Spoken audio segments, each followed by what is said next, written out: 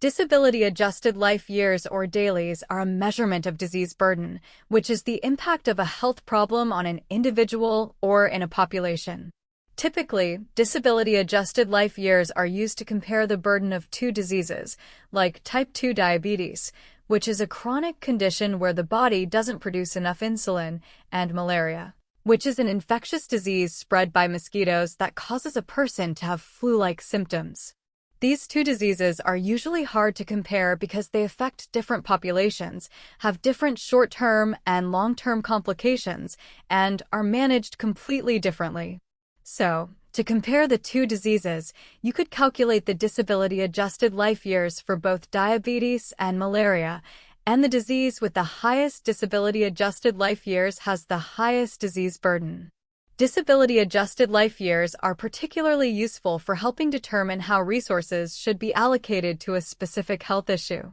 For example, if you have $100,000 to donate, do you want to spend it towards helping people with type 2 diabetes in Canada or helping people with malaria in India? So let's try to calculate the disability-adjusted life years for diabetes in Canada, and that requires knowing two things. First, you need to know the years of life lost to premature death, or QALY.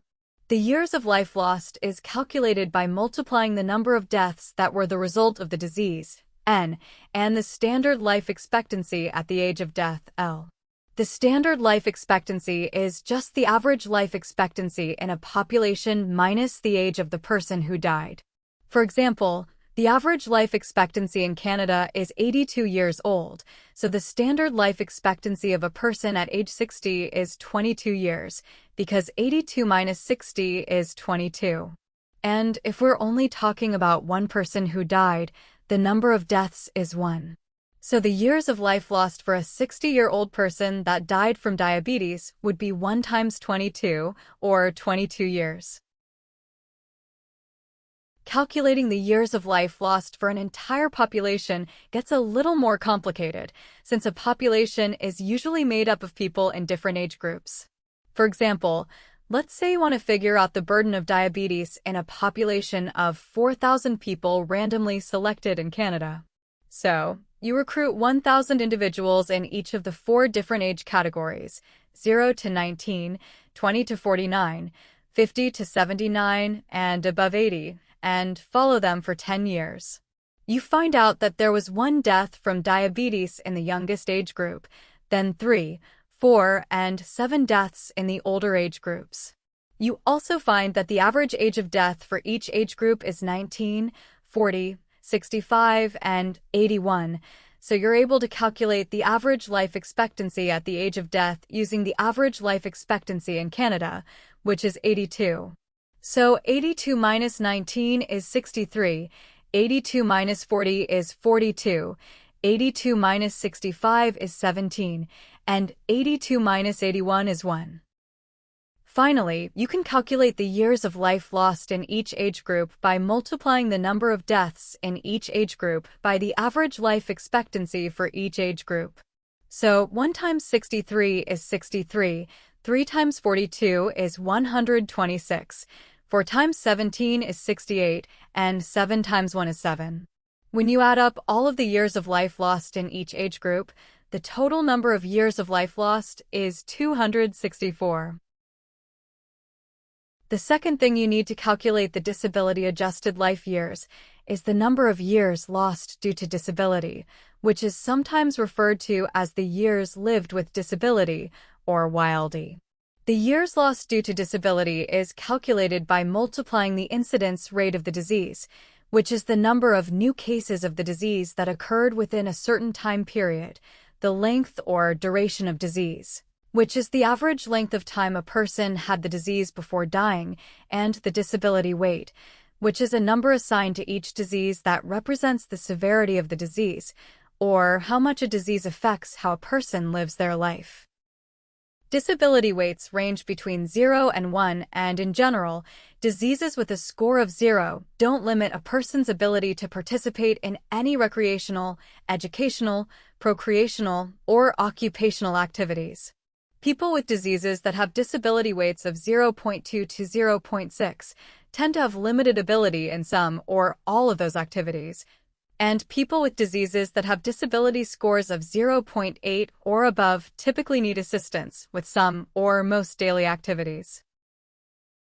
For example, let's say the disability weight for diabetes is 0.5. To calculate the years lost due to disability for a person in Canada who was diagnosed with diabetes at age 50, lived with diabetes for 10 years, and died at age 60, you would multiply the incidence, which would just be 1 in this case, times the duration, or 10 years, times the disability weight, or 0.5, which equals 5 years. To calculate the number of years lost due to disability in a population, you have to add up each of the years lost due to disability for each age group. For example, let's say that in 0 to 19 age group, there were 2 new cases of diabetes in the 10 years of follow-up, so the incidence rate is 2 cases per 10 years for the youngest age group and 9, 30, and 18 for the other age groups. To figure out the average duration, you'd have to add up the number of years each person had diabetes until they died or until they moved into another age group. For example, if a person was diagnosed with diabetes at age 73 and lived with the disease for 10 years, their duration in the 50 to 79 age group would be 6 years, and their duration in the 80 and above age group would be 4 years. So let's say the average duration for each of the age groups is 7, 16, 20, and 3 years. Finally, the disability weight for diabetes is 0.5 for each age group. Now, to get the years lost due to disability for each age group, multiply the incidence rate, the average duration, and the disability weight for each age group. So 2 times 7 times 0.5 is 7. 9 times 16 times 0.5 is 72. 30 times 20 times 0.5 is 300, and 18 times 3 times 0.5 is 27. To get the total years lost due to disability, add up all the years lost in each age group. So 7 plus 72 plus 300 plus 27, which equals 406 years lost due to disability. The total number of disability-adjusted life years is the sum of the years of life lost to premature death and the years lost due to disability. So, for people living in Canada, the years of life lost to premature death from diabetes was 264, and the years lost due to diabetes was 406. So 264 plus 406 equals 670 disability-adjusted life years per 4,000 people. If we divide the number of disability-adjusted life years and the number of people by 4, we get 167.5 disability-adjusted life years per 1,000 people. Now, we could compare that number to the disability-adjusted life years calculated for malaria in people living in India, and let's say that number is 74 per 1,000 people. Since 167.5 is greater than 74, you might decide to donate your $100,000 to a group that's helping people with diabetes in Canada. Disability-adjusted life years are also used to compare the effect of a specific intervention, like a new medication that can help reduce the risk of diabetes. Now, let's say you donate the $100,000 to the development of this new medication, and after 5 years, you want to know if the new medication has reduced the burden of diabetes. You find out that the disability-adjusted life years for diabetes is now 130. Since you started with 167.5, that means 37.5 disability-adjusted life years were averted or decreased in 5 years, which means the new medication is very effective and that you made a good choice by donating to its development. Typically, interventions that avert more disability-adjusted life years are considered better. Another measure used to quantify disease burden is called quality-adjusted life years, or QALYs. Quality-adjusted life years are calculated by multiplying the number of years lived by a utility weight, which is basically the opposite of a disability weight. Utility weights range from 0 to 1, but in this case 1 represents the best possible health and 0 represents death. Oftentimes, quality-adjusted life years are used to compare the cost of two interventions. For example, let's say you can choose to donate your money to the development of one new diabetes medication, and there are two options, medication A and medication B. Now, let's say medication A has the potential to add 10 years to a person's life and medication B has the potential to add 6 years.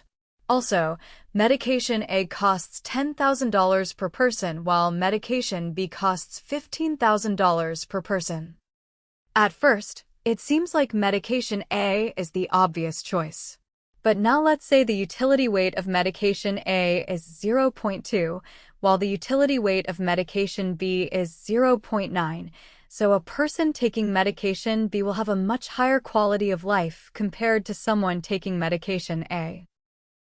So, when you calculate the quality-adjusted life years for medication A, 10 times 0.2, which equals 2, you find that it's much lower than the quality-adjusted life years for medication B, which is 6 times 0.9, or 5.4.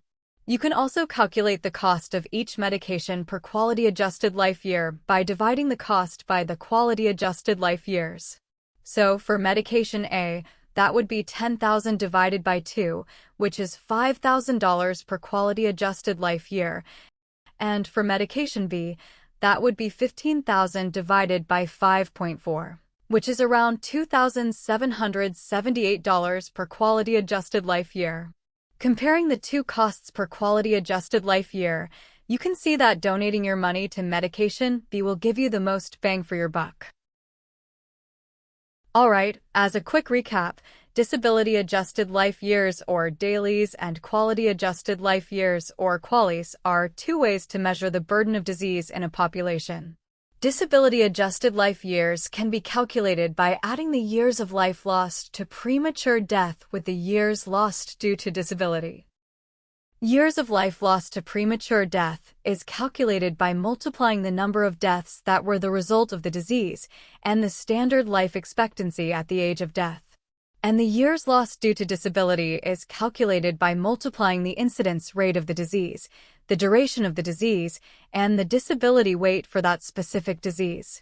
Quality-adjusted life years are calculated by multiplying the estimated number of years of survival by the utility weight, which is an estimation of the quality of life. Interventions that avert the most disability-adjusted life years and create higher quality-adjusted life years are considered better.